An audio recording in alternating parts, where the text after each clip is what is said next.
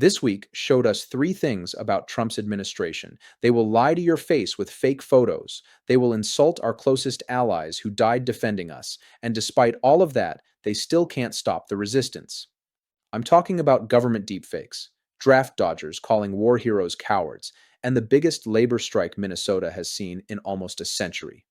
Let's break down Trump's worst week yet. If you're new here, I'm Jordan Vale, and we're building a community of people who refuse to stand by while democracy is under attack. We need voices like yours in this fight, so hit that subscribe button. All right, let me start with the most disturbing story of the week, because this is something straight out of an authoritarian playbook. The White House posted a deep fake photo to demonize a civil rights attorney they arrested, and when they got caught, they said the lies would continue. Her name is Nakima Levy Armstrong. She's a civil rights attorney, former president of the Minneapolis NAACP, and an ordained minister. She leads the Racial Justice Network. On Sunday, January 18th, Armstrong led a peaceful protest at City's Church in St. Paul, Minnesota. Now, here's the important context. The church's pastor is David Easterwood, who is also the St. Paul ICE acting field office director. So protesters went into the Sunday service and chanted ICE out and justice for Renee Good. That's the 37-year-old mother of three who was fatally shot by ICE officer Jonathan Ross on January 7th. The NACP and eyewitnesses confirm the protest was peaceful, no violence, no threats, just chanting inside a church. Fast forward to Thursday morning, January 22nd. Attorney General Pam Bondi announces Armstrong's arrest at 9:28 a.m. She's being charged under federal law, specifically the 1871 Ku Klux Klan Act, for conspiring to violate others' constitutional rights related to the church disruption. Now, Armstrong's husband Marquez filmed her arrest, and in this video, you can see an FBI agent recording the arrest on his phone. Armstrong notices and asks why he's recording. She asks him not to. And here's what the FBI agent says. He tells her it's not going to be on Twitter. It's not going to be on anything like that. He says, "We don't want to create a false narrative." The FBI agent explicitly promised the video wouldn't be posted publicly. Remember that, because it becomes crucial. So here's the timeline. At 10:21 a.m., DHS Secretary Kristi Noem posts the original photo on X. The caption says Homeland Security investigators and FBI agents arrested Nekima Levy Armstrong, who played a key role in orchestrating the church riots in St. Paul, Minnesota. The photo shows Armstrong with a calm, neutral expression, being escorted by an agent whose face is pixelated. Then, 33 minutes later at 10:54 a.m., the White House posts an altered version of the same photo. The caption is in all caps, "Arrested far-left agitator Nakima Levy Armstrong for orchestrating church riots in Minnesota." But the photo is completely different. It shows Armstrong sobbing with tears streaming down her face, mouth open, brows furrowed, appearing distressed. Now, how do we know it's the same photo that was digitally altered and not just a different moment? The Associated Press analyzed both images. Certain details in both images are the same, indicating they are not simply photos taken at different times. For example, the badge worn by the person behind Armstrong is in the same position, as are the lights shining through the curtain to the left of her head. According to Notice, the image is highly realistic, bearing no watermark or other indicator that the image has been doctored. The change is only apparent when compared to the different version posted by DHS earlier in the day. And here's another detail that makes this even worse. The White House didn't just add tears, they also darkened her skin tone. Armstrong, who is black, appears to have darker skin in the altered image, playing into racist stereotypes about distressed black women. So when this got caught, when reporters started asking questions, what did the White House say? CNN's senior reporter Daniel Dale confirmed that the White House admitted its official X account posted a fake image and that the White House image altered the actual photo to wrongly make it seem like the defendant was sobbing. White House Deputy Communications Director Kalen Dorr responded on X. Let me read you his exact response. He wrote, Yet again, to the people who feel the need to reflexively defend perpetrators of heinous crimes in our country, I share with you this message. Enforcement of the law will continue. The memes will continue. Thank you for your attention to this matter. The memes will continue. They called it a meme when reporters confronted them, but they posted it on the official White House account with no disclaimer, presenting it as real evidence of a woman they were prosecuting under federal charges. That response immediately drew condemnation. Armstrong's attorney, Jordan Kushner, said he was present at his client's arrest and that any videos and photos showing her crying were manipulated images. He said it is just so outrageous that the White House would make up stories about someone to try and discredit them. She was completely calm and composed and rational. There was no one crying. So this is just outrageous defamation.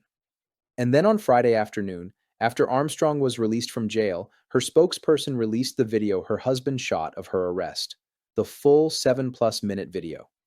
At no point in the more than 7-minute video does Armstrong appear to cry. Instead, she talks calmly with agents about her arrest. At one point, she tells them, "You know that this is a significant abuse of power." The video proves what her attorney said. She was calm, she was composed, there were no tears. The White House manufactured that propaganda. And here's the ending of this story. Friday afternoon, a federal magistrate judge refused to advance the charges against Armstrong. She walked free. So to recap, the government arrested a civil rights attorney for a peaceful protest. An FBI agent told her the arrest video wouldn't be posted publicly, and then it was. The White House then posted a deepfake version showing her crying and darkened her skin tone.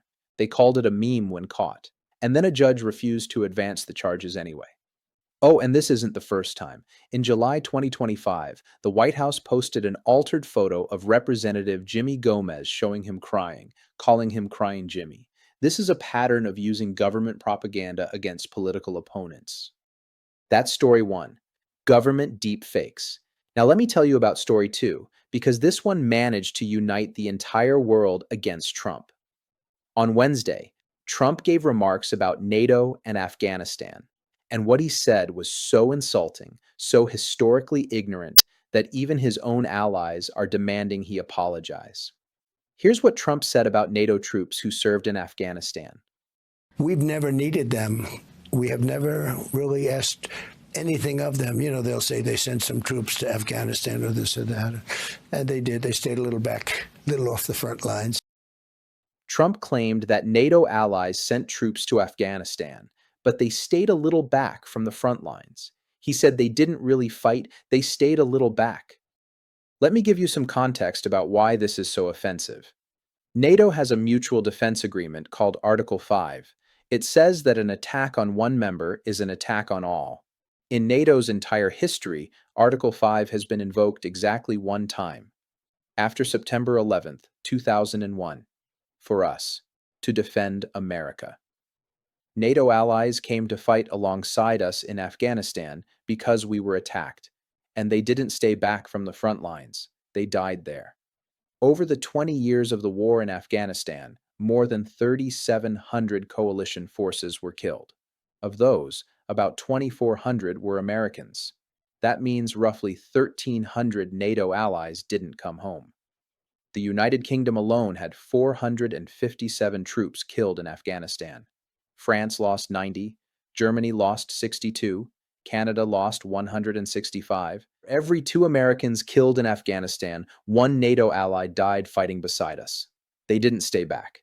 They bled with us. UK Prime Minister Keir Starmer responded immediately. According to multiple sources, he called Trump's remarks insulting and frankly appalling and demanded an apology. Let me start by paying tribute to the 457 of our armed services who lost their lives in Afghanistan. I consider President Trump's remarks to be insulting and frankly appalling. Prince Harry, who served 2 tours in Afghanistan, also condemned the remarks. Harry said it was heartbreaking to hear such disrespect for those who served and those who made the ultimate sacrifice. And it's not just the UK. Germany, France, Canada, Leaders across NATO are expressing outrage. Even Nigel Farage, Trump's ally in the UK, said Trump is wrong on this one. Now, here's the irony. Donald Trump received 5 draft deferments during the Vietnam War, 4 for college, 1 for bone spurs. He never served. And this man, who dodged the draft, is now insulting soldiers who died defending America, suggesting they didn't really fight. The White House has been asked repeatedly if Trump will apologize. They haven't issued one. So we've got government deepfakes of protesters and a draft dodger insulting war heroes. That's quite a week. But here's story 3, and this one is actually good news. Because while Trump's administration is creating fake evidence and insulting our allies, the resistance is growing. And this week, Minnesota showed us exactly what people power looks like. On Thursday, January 23rd, Minnesota held what organizers are calling the biggest general strike the state has seen since 1934. 700 businesses shut down. 50,000 to 100,000 people marched through downtown Minneapolis in subzero temperatures. Labor unions, churches, immigrant rights groups, students, they all walked out together.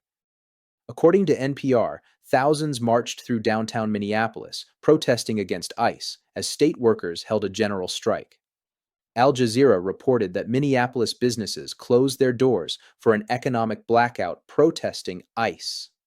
Let me give you the numbers. 700 businesses closed, from small coffee shops to major retailers. That's 700 employers who said we're not doing business as usual while ICE terrorizes our community. The march itself was massive. Estimates range from 50,000 to 100,000 people. In January, in Minnesota, when it's below freezing, they still showed up.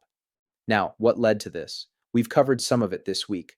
5-year-old Liam taken from his driveway and used as bait. Renee Good, the 37-year-old mother of 3, shot and killed by ICE. 4 students from one school district detained in 2 weeks. School attendance down by a third because families are terrified. Minnesota has had enough. According to People's World, the Minnesota General Strike united labor and community against ICE. Union leaders gave speeches, religious leaders led prayers, students from Columbia Heights public schools spoke about their classmates being taken. And here's what makes this powerful. This wasn't just a protest, this was an economic shutdown. 700 businesses means thousands of workers who didn't show up to work that day. It means revenue lost. It means the economic engine of a major city grinding to a halt. There's a phrase that's been going around: nothing runs without the working class. And Thursday, Minnesota proved it. According to reports, clergy members were also arrested at the Minneapolis-St. Paul airport for blocking access in protest of ICE operations. They were willing to be arrested to make the point. Democracy now covered the event and noted that unions and churches led what they called an economic blackout in a day of truth and freedom. Now, I want you to think about what this means. The federal government can do a lot of things. They can post fake photos. They can arrest protesters. They can send ICE agents into communities. But here's what they can't do. They can't make people cooperate. When 700 businesses close, when tens of thousands of people walk out, when the working class says no, the government can't function. This is what resistance looks like. Not just marching, though that's important, but actual economic power, shutting things down, making it impossible to ignore. And Minnesota has a history of this. The 1934 Teamsters strike that organizers referenced was one of the most important labor actions in American history. It helped build the modern labor movement. Thursday's action connected to that legacy. It said, "We have power, we will use it, and you can't run this state without us." So, let's put this week together. The White House created deepfake propaganda against a civil rights attorney, lied about it being a meme, and then watched the charges get thrown out anyway. Trump insulted NATO allies who died defending America after 9/11, called them cowards who stayed back from the front lines, and the entire world is demanding an apology he won't give. And Minnesota responded to ICE terror by shutting down 700 businesses and putting up to 100,000 people in the streets in the middle of winter. This is what authoritarianism looks like when it meets resistance. They lie, they insult, they terrorize, and people fight back anyway. I keep coming back to that White House response about the deep fake. The memes will continue. That's what they said. We got caught lying, creating fake evidence against someone we're prosecuting, and we're going to keep doing it. That's not governance. That's propaganda. That's what authoritarian regimes do when they know they're losing the argument on facts. And Trump calling NATO soldiers cowards while he got 5 draft deferments for bone spurs, that's not just offensive. That's a fundamental misunderstanding of who our allies are and what they've sacrificed for us. Article 5 has been invoked once, for us, after we were attacked. And they came. They fought. They died. 1,300 NATO allies didn't come home from Afghanistan. But here's the thing that gives me hope. Minnesota. Because all the propaganda in the world, all the insults, all the ICE raids, none of it stops people from organizing. 700 businesses, sub-zero temperatures, they still showed up. Labor unions worked with churches. Immigrant rights groups worked with students. The community came together and said, not here, not in our city. And that's the model. That's how you fight back against authoritarianism. You don't just protest, you organize, you build coalitions, you use economic power, you shut things down until they have to listen. The federal government needs cooperation to function. When people refuse to cooperate, when businesses close, when workers walk out, the machinery stops. So, if this is what Trump's winning looks like, deep fakes that get exposed, insults that unite the world against him, and resistance movements that shut down entire cities, I'd hate to see him lose. Let me know what you think in the comments. Which of these 3 stories shocked you the most? Are you surprised the White House is openly admitting they'll keep posting fake images? What do you think about Minnesota's response?